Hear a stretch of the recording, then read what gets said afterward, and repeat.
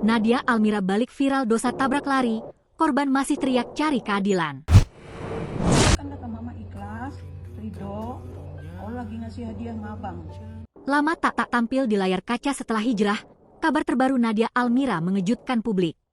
Nadia Almira mendadak jadi sorotan publik bukan karena proyek film dan sinetron terbarunya, melainkan kasus tabrak lari yang terjadi 13 tahun silam. Diketahui, kasus tabrak lari yang melibatkannya itu sudah terjadi lebih dari 1 dekade. Namun, kabar itu kembali mencuat setelah akun media sosial milik Hani yang mengaku adik korban membongkar kejadian tersebut kepada publik. Dalam unggahan panjangnya, Hani menuturkan bahwa sang kakak, Adnan, menjadi korban kecelakaan parah sekitar 12-13 tahun lalu.